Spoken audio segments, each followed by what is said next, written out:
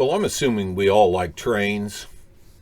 We all like to watch the railroad. We all like different parts of it, but I like heavy industry, and I like to go where somebody has told me that I'm going to see the kind of things I like. Well, this time I'm down in Florida at the recommendation of D&H. Now, for you from New England, that's not the Delaware and Hudson. This is Danny Harmon, Distant Signal. His video on the Bone Valley made me want to go see what that's all about. Now, that's centered in Mulberry, Florida, so that's where I went. I had just dropped Mrs. ETR off at the McDonald's there for an iced coffee and an opportunity to read her book. I walked out. What do you see? CSX pulling a big phosphate train out of the Bone Valley. Well, there's the Phosphate Museum. Older CSX unit. And an old seaboard coastline caboose.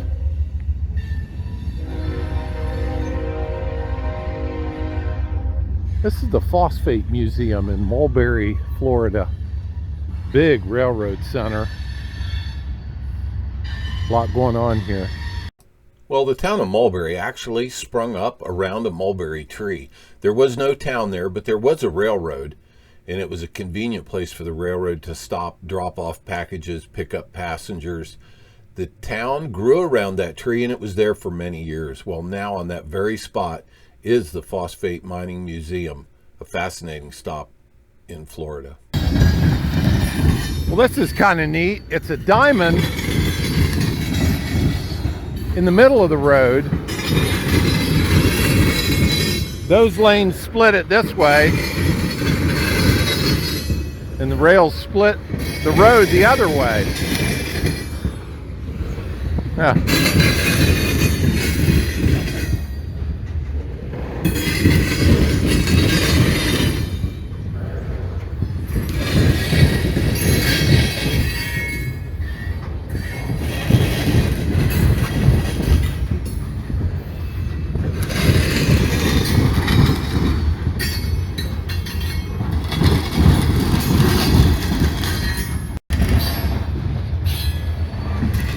Family lines, Louisville and Nashville, on some tank cars, not all phosphate.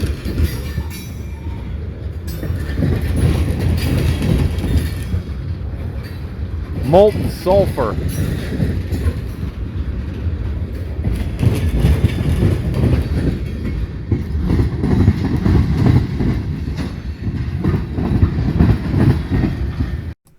The diamond in the road going both ways was really different for me. If you look on Google Earth right now, there's currently a southbound phosphate train just entering that diamond. Look at that, Google Earth, and then the satellite view, southbound phosphate train just entering the diamond. A neat old block structure. You guys that model might like that. Doesn't look like it's used. This, of course, is the more current.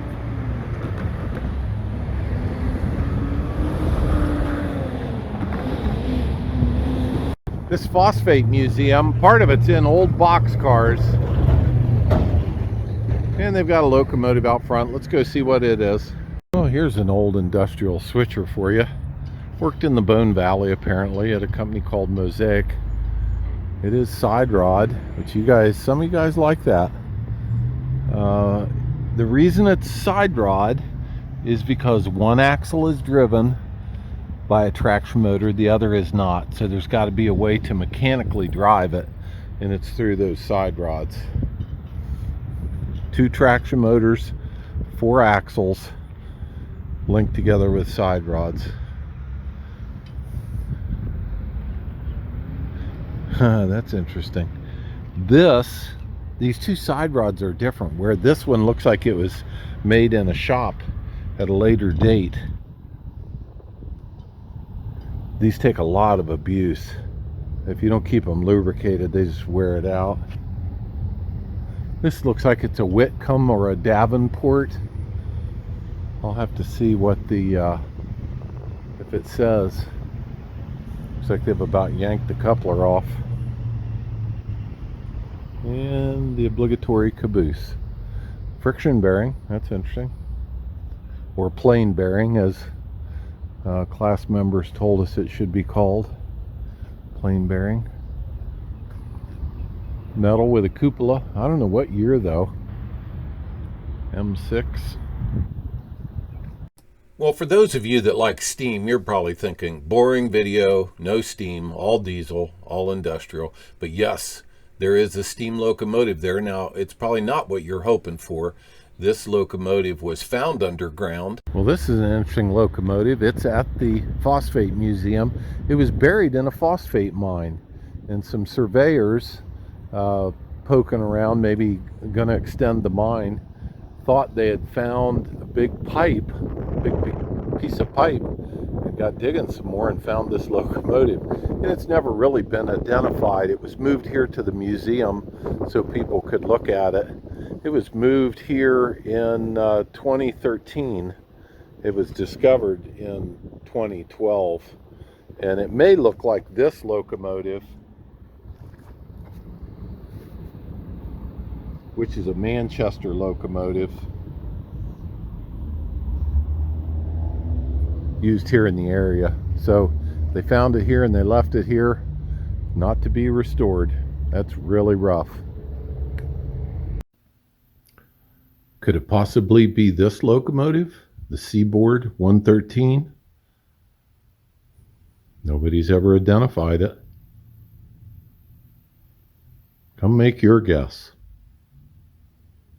In Mulberry, Florida. That's interesting. Brake wheel at the top. We talked about that. That was so you could reach it from above. And of course, if you went up just to do that car, you'd have to climb the ladder the whole way. Definitely not the way it's done now. Well, after enjoying the museum and watching the train and looking at everything I wanted to look at, I retrieved Mrs. ETR from the McDonald's, and we started going south, and that would be on Route 37, out of Mulberry down into the Bone Valley. Now, I like heavy industry, and what I wanted to see was phosphate mines and processing spots. So, of course, everything that looked or sounded like railroad, I whipped into the parking lot. Down here in the phosphate mines, you got to be careful because there aren't any crossing gates. You definitely have to look out for the cars. Well, like I said, on this kind of trip, if it fascinates me and it's railroad, then I'm going to do a big U-turn and go back. And Mrs. ETR is all right with that. Well, when I went by this, what looked like the world's longest caboose, I definitely did the U-turn and went back to see what this was. But it turns out it's two cabooses butted together and not the world's longest caboose with a cupola. The back one does have a bay window. Really interesting. This is not something you'd see every day. Like every industry, the phosphate mining isn't what it used to be, and this double track main is now just single track. This is north, going from approximately Fort Greene up into the Bone Valley toward Mulberry. They don't have as much traffic as they used to, and they just don't need double tracked. Well, from Fort Greene, we started to wander over toward Bowling Green, and that's where we found a really neat station and caboose. And unfortunately, Florida now has about half the rail that it did at one time. So when that happens, you're going to find a lot of trails and a lot of old roadbeds that no longer carry trains. And that's the case when you get to Bowling Green. But look at this caboose and station. Really nice. Well, we are in Bowling Green, not Bowling Green, Ohio, but Bowling Green, Florida. And the message on that caboose: thanks for using Coastline, and I wish you could. The rail has been taken up in this town, and the local guys would know more about what line this was and why it was taken up, but of course it always makes you sad. That caboose, built in 1969, roller bearing trucks. Here's the old station and freight house. This is in really good condition. I'd like to live in something like that, but I'd want the tracks to still be active. Doesn't look like it's used for anything. Sometimes they're a historical or a commerce, chamber of commerce. And there's where the tracks were. Gone. Just gone.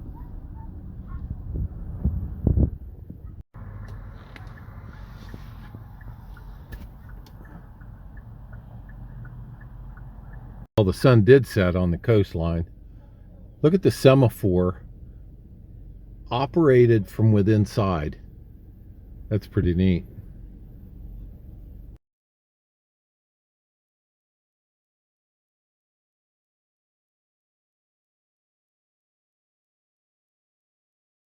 And they're putting something in tank cars. Although this might just be a plant next door. It's a big facility. It's near Bartow.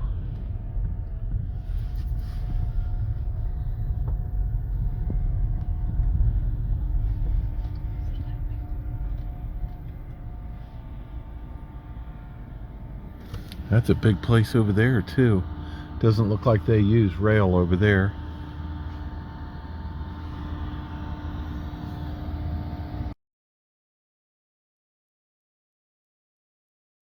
Well, I am in Mulberry again this morning, and look what I find.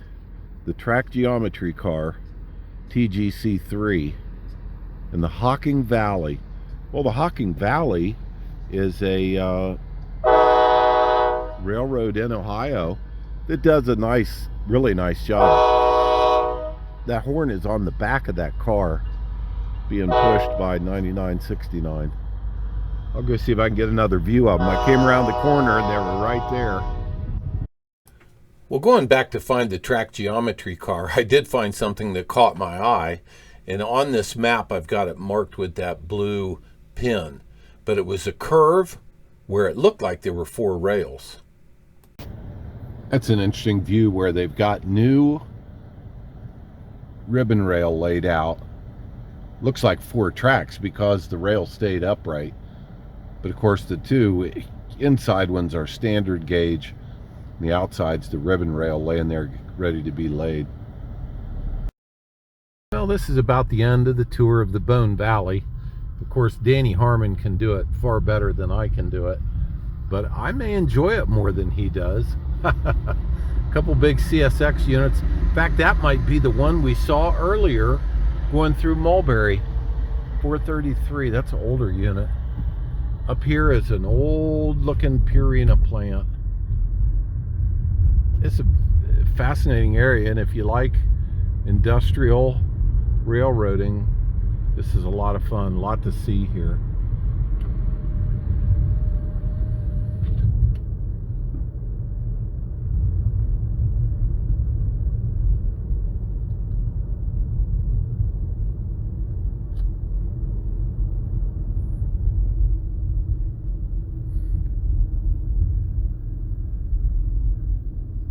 Boy, that doesn't get used very often.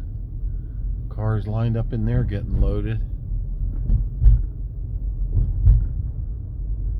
These cars are unloaded because the springs are not compressed.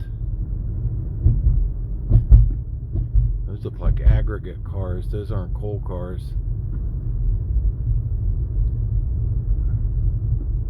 Oh, that road right there was just calling my name.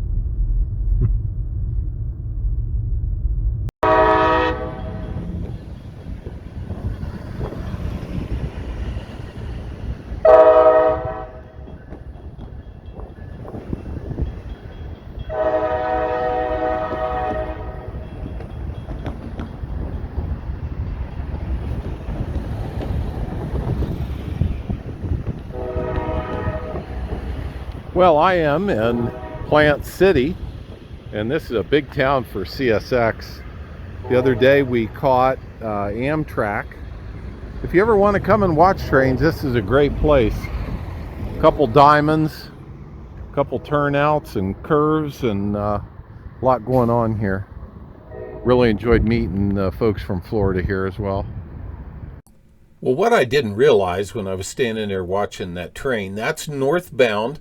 I believe that came up from Mulberry coming into Plant City. But what he really wanted to do was go west to Tampa. So let me draw out for you on paper how he's going to go from due north to due west without a curve that makes that turn. Let's see if we can figure out how that happened. Of course, you can follow this on Google Map, but I'll also draw it out for you. Well, you've all got it by now, and many of you had it before I even started. He pulls through the town going north, then backs down so the rear of the train is to the east.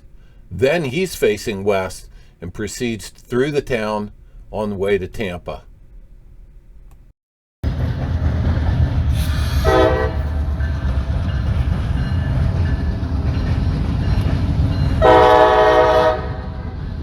So CSX running long nose first. This train just went through a Y and turned. It was going north, went through the Y, came back the other way so it could head toward Tampa. I think that's some of the orange juice cars. Danny Harmon would know. Anyway, that's the tower in Planet City. It's a joke, it's Plant City, where you can watch trains from. In fact, Planet City has got this train watching observation platform that is really nice. It's right there on that diamond that CSX just used. And that is where we had our first subscriber meetup. And I really enjoyed meeting folks from all over Central Florida. I should have the name and who drove the farthest, but I was really honored. People came to see me and chat and ask questions and see each other and see trains. So that was a heck of a morning, and really glad I did that. So nice meeting you all. Well, I gotta say, if you're in Florida, Plant City really should be on your list of places to visit. Really nice park, a couple nice restaurants, nice viewing platform, and great people. Planet City, Florida. Well, let's head north from the Mulberry area to Zephyrhills.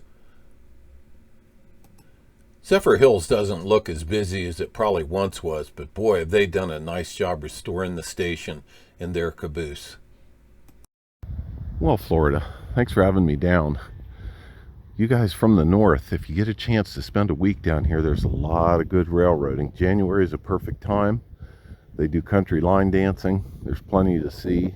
Well, today I'm at the Zephyrhills Depot, which is an Atlantic coastline station that was built early in the 1900s and was moved here. It used to be down there, and they actually moved it. I'd love to see a video of them moving this building. They moved it, I think, in the 80s and finished it in the 80s, and it's been here. It's part of the town property and is well taken care of. Classic design, really, really nice. There's a lot to see in Florida, and things like this are very interesting to me. I'd like to see inside. I'd like to see the video of how they moved it. Here's another plaque. We'll get a view at that. If you ever get a chance, come to Florida. A lot of good train watching. Boy, this should serve as a model of how to restore and keep a building. This is beautiful. They really did a nice job. This was freight and passenger, and was built in 1927, correction to what I said earlier. Moved 1988 and completed 1997. And over there, I'll zoom in on it. Nice example of a caboose, roller bearing, cupola. Still got the stack for the furnace. Potbelly stove, maybe. Ladder up on top. Love to catch a freight train going by here for you. Thank you all. Well, here's where the ETR Nation is at its finest. Knowledge, information, willingness to share it. On this end, you've got a pretty standard coupler and draft gear And on the other end, it's quite different. And honestly, I don't know why. I'll bet one of you guys might. And if you would share it with us, we'll all benefit from it. At first, I thought maybe that this was damaged. They had pulled the draft gear out of the end sill. But look at the extension on the brake line. So that's not damage. That's the way it was. And I thought, would it ride better? I don't know. I don't know the answer to that. So if you guys got the answer, let us know. I'm missing something here. I need to be let in on this. That's interesting, that airline going up there. That was probably for a whistle. It comes off the brake pipe, so there'd be plenty of air, but right there might have been a whistle mounted. Really nice caboose generator for generating electricity within the caboose. Looks like the generator's gone, but the belt's there. Pulleys.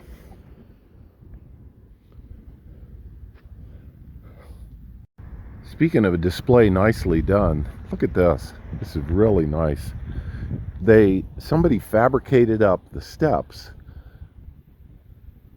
Instead of wood steps that could go to any other kind of structure, they made these look a lot like they would have been when it was in use. Just made for the average person. So that's really, really well done. Nice job, people. Well, not too far north of Zephyrhills is Dade City, and that's where there was a big Tropicana plant. But here's the station that is got a museum in it, and it also has a very nice, I believe, HO gauge train layout. And they've just received budget to redo the train layout into the replica of that part of the seaboard coastline, and I think including the industries that were around Dade City. Well worth the visit. This is the train station at Dade City. It was built in 1911. These tracks are the original Atlantic coastline tracks that came through in the 1800s. Probably not the original rail, but the original bed. Went south of here. The old wooden station was right down there. It was built in the 1880s. Well, let's race on over to the other part of the state, the far east coast on the Atlantic Ocean, Melbourne, Florida, for a project that I think is absolutely fascinating. This is a high-speed rail project. I believe it's called Brightline. It's under construction, but now it is being used by the Florida East Coast to haul freight, which is stacked trains, gravel trains. Also, this is where we met up with more subscribers and had a great time with them. Apologize, the picture is after some of them had left, but we had a great time, caught trains, and thank you all. That was fun. Nice. Melbourne, Florida.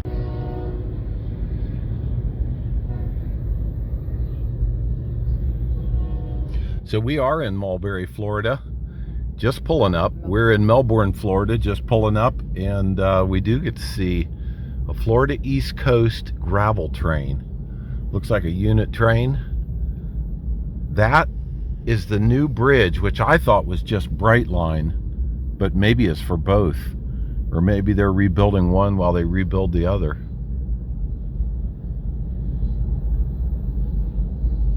And there's the end. At least we caught one.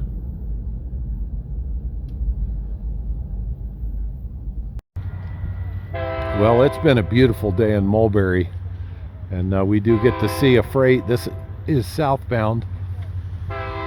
We think it might be the natural gas one, which has got an engine, a tender, and then another engine, and they burn 70% propane, 30% diesel.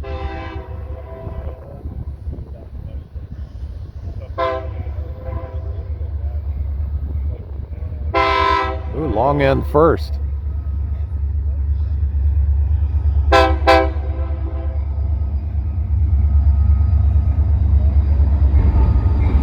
Nice looking engine.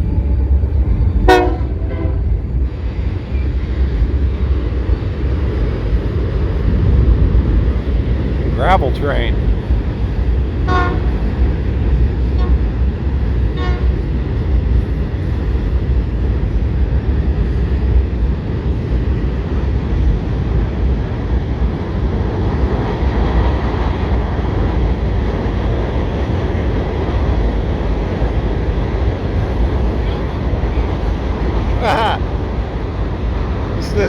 branch of the East Terminal Railway.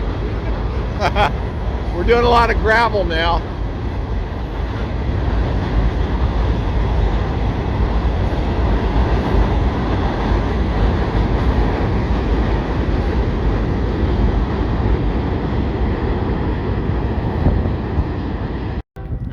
So this should be the wide body with the natural gas tender.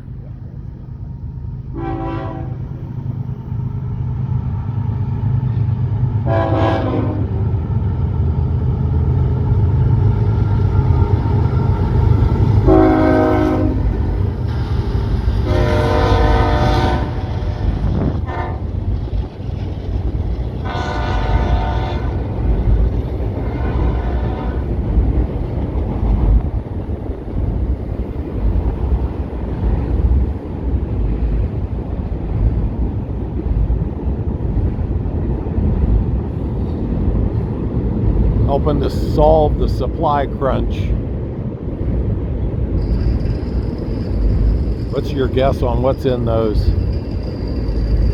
little bit of everything. Pharmaceuticals, electronics, bicycles.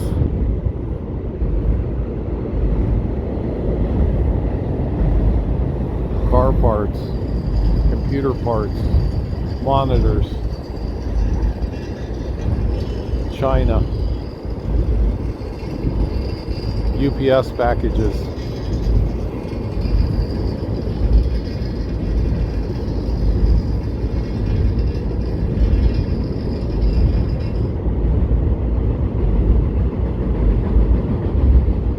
Back to back.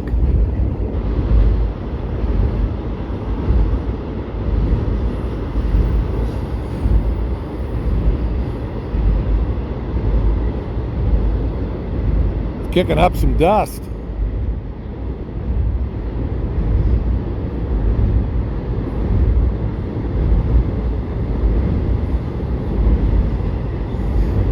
Oh. Throwing a couple boxcars. That white end tells you it's high cube. 2 plug doors. Those are sliding doors. Probably. You know what's in those?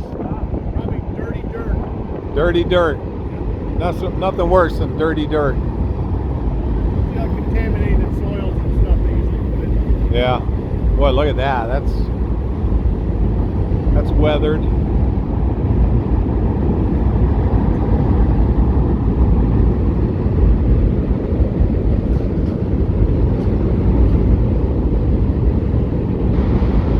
Pulp car, pulp wood, used.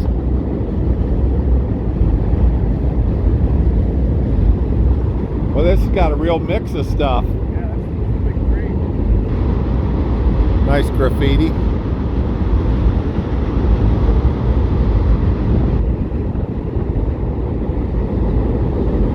Well, everything must end. This train's ending and our time in Mulberry is ending. It's been a blast. Thank you, Florida. See you next year.